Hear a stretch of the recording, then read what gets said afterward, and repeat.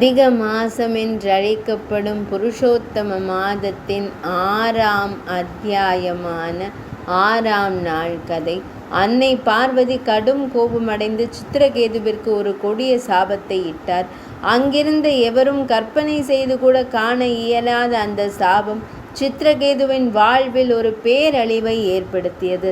மேலோட்டமாக காண்கையில் இந்த சாபம் அவருக்கு மிகுந்த வேதனையை தந்தது. ஆனால் உண்மையில் அதுவே அவரது வாழ்வின் மிகப்பெரிய நன்மையாக அமைந்தது. ஆனால் அந்த சாபம் என்ன? வித்யாதரர்களின் அரசனான சித்திரகேதுவிற்கு அன்னை பார்வதி இத்தகைய கடுமையான சாபத்தை இடுவதற்கு என்ன காரணம்? விருத்ராசுரனின் முற்பிறவி கதையின் 2ஆம் பாகத்தில் புருஷோத்தம மாதத்தின் புனிதமான இந்த வேளையில் இந்த நிகழ்வினை இன்று நாம் முன்னிலைப்படுத்தி தொடங்கலாம்.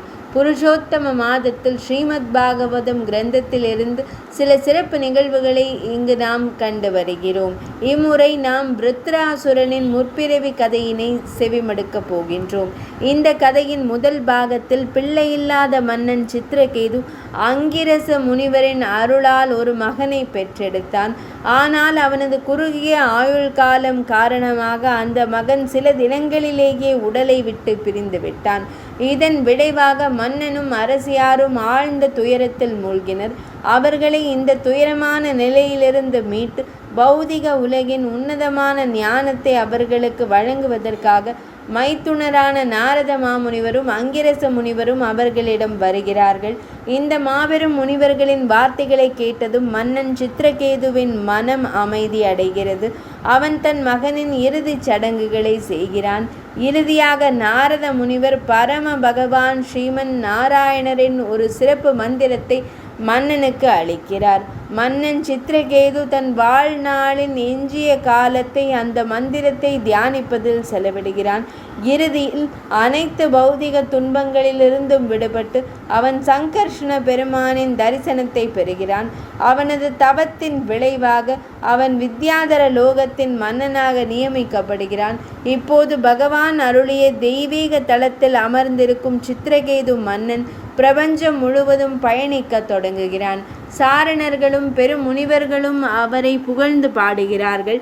கற்றறிந்த பெண்களால் சூழப்பட்ட சித்திரகேது மன்னனும் இறைவனை புகழ்ந்து பாடிக்கொண்டே இருக்கிறான். இவ்வாறு சுமேரு மலையின் சிகரங்களில் வாழ்ந்த அவன் பல நூறாண்டுகளாக இந்த ஆன்மீக செழுமையை அனுபவித்து வந்தான். ஒரு நாள் சித்திரகேது மன்னன் தன் விமானத்தில் கைலாய மலையை கடந்து சென்று கொண்டிருந்தான். அப்போது சிவபெருமான் பெரும் முனிவர்கள் கூடியிருந்த சபையில் அமர்ந்து பரம இறைவனை குறித்து விவாதித்து கொண்டிருந்தார். அவர் தன் மனைவி பார்வதி தேவியை தன் மடியில் அமர வைத்திருந்தார். இந்த காட்சியை கண்ட சித்திரகேது மன்னன் உரக்க புன்னகைக்க தொடங்கினான். அவன், என்ன ஒரு அதிசயம்! இது சிவபெருமான் உலக முனிவர்கள் மற்றும் துறவிகள் அனைவருக்கும் தலைவர் ஆவார். அவர் வேத விதிகளை கண்டிப்பாக பின்பற்றுகிறார். ஆனால் இன்று இத்தனை பெரும் முனிவர்கள் கூடியிருக்கும் சபையில் வெட்கமற்றவரை போல தன் மனைவியை இப்படி மடியில் அமர வைத்திருக்கிறார் என்றான். சித்திரகேது மன்னனின் இந்த வார்த்தைகளை கேட்ட சிவனார் புன்னகை மட்டுமே செய்துவிட்டு எதுவும் கூறவில்லை.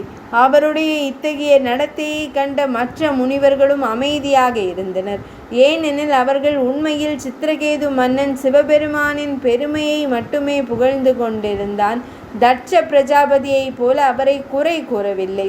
இருப்பினும் சித்திரகேது மன்னனின் இந்த வார்த்தைகள் அன்னை பார்வதி தேவியை ஆத்திரமூட்டின. அவள் கடும் கோபமடைந்து சீற்றத்துடன் கூறினாள், தன்னலமற்ற எங்களை போன்றவர்களை தண்டிக்க நேற்றைய இந்த மன்னனை நியமித்தது யார்? இந்த சித்திரகேது பிரபஞ்சம் முழுவதற்கும் குருவான சிவபெருமானை குறை கூற துணிந்த மிக கொடிய எதிரி. நீ ஆணவம் கொண்டவன், உன்னையே சிறந்தவன் என்று எண்ணுகிறாய். ஆனால் உண்மையில் நீ பகவான் ஸ்ரீ மகாவிஷ்ணுவின் தாமரை திருவடிகளை அடைய தகுதியற்றவன். தீயவனே, தொலைந்து போவாய். நீ ஒரு அசுரனாக பிறப்பாய் என்று நான் உன்னை சபிக்கிறேன். அந்த மாபெரும் அசுரனின் உடலையும் குணத்தையும் நீ அடையும் போது மீண்டும் ஒருபோதும் பெரிய மனிதர்களுக்கு எதிராக இது போன்ற குற்றத்தை செய்ய துணிய மாட்டாய். இந்த சாபத்தை பெற்றதும் சித்திரகேது மன்னன் தன் உலகத்திலிருந்து இறங்கி அன்னை பார்வதி தேவியின் முன் கரம் கூப்பி வணங்கினான். பிரார்த்தனை செய்யும் பொழுது அவன் கூறினான், தாயே, கரம் கூப்பி தம்முடைய இந்த சாபத்தை நான் நிறைவேற்றுகிறேன்.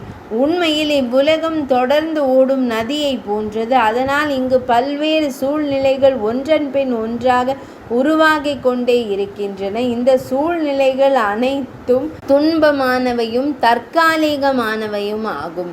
எனவே எது சாபம், எது வரம், எது நரகம், எது ஸ்வர்க்கம்? தாயே, தாம் என் மீது வீணாக கோபம் கொண்டீர்கள். ஆனால் அது தமது தவறல்ல. என் வாழ்வின் வரும் இன்பமும் துன்பமும் என் செயல்களின் விளைவே. எனவே இந்த சாபத்திலிருந்து விடுபட நான் பிரார்த்திக்க மாட்டேன். என் நடத்தையால் தங்களுக்கு நான் ஏற்படுத்திய பலியை மன்னிப்பீராக என்று கூறி மன்னன் சித்திரகேது அச்சமின்றி மகிழ்ச்சியுடன் தன் விமானத்தில் ஏறி அங்கிருந்து புறப்பட்டான். ஏனெனில் உண்மையில் அவன் தன் செயல்கள் அனைத்திலிருந்தும் விடுபட்டு விரைவில் இறைவனின் தெய்வீக இருப்பிடத்தை அவரது நித்திய துணையையும் அடைய வேண்டும் என்பதே இறைவனின் விருப்பம் என்பதை அவன் அறிந்திருந்தான். உண்மையில் மன்னன் சித்திரகேதுவிற்கு சிவபெருமானை விமர்சிக்கும் எண்ணம் எதுவும் இருக்கவில்லை. அது இறைவனின் 2 பக்தர்களுக்கு இடையேயான ஒரு வேடிக்கையும் புன்னகையுமே ஆகும். ஆனால் அன்னை பார்வதி தேவியால் இதனை புரிந்து கொள்ள இயலவில்லை. அவர் சித்திரகேது மன்னனை சபித்தார். இதை அறிந்திருந்த சிவனார் அமைதியாக இருந்தார். அன்னை பார்வதி தேவியிடம் அவர், தேவியே, வைஷ்ணவர்களின் பெருமையை இப்போது உணர்ந்து விட்டாயா என்று கேட்டார். அத்தகைய பக்தர்களின் ஒரே நோக்கம் கடவுளுக்கு சேவை செய்வதே ஆகும். அவர்கள் வாழ்க்கையின் ஒவ்வொரு சூழ்நிலையிலும் அச்சமின்றி இருப்பார்கள். உண்மையில் சித்திரகேது மன்னன் கடவுளின் மிகவும் பிரியமான பக்தன். அவன் எல்லா உயிர்களிடமும் கருணை கொண்டவன். எனவே அவனது வார்த்தைகள் என் மீது வன்மம் கொண்டிருக்கவில்லை. நானும் நாராயண பெருமானுக்கு மிகவும் பிரியமானவன். எனவே எங்களுக்கு இடையேயான இந்த பற்றின்மையும் பொறாமையும் கலந்த நடத்தையால் யாரும் கலங்கி இருக்கலாகாது. சித்திரகேது மன்னனின் பெருமையையும் பணிவையும் கண்டு சிவனாரின் வார்த்தைகளை கேட்டு அன்னை பார்வதி தேவி வெட்கம் கொண்டாள்.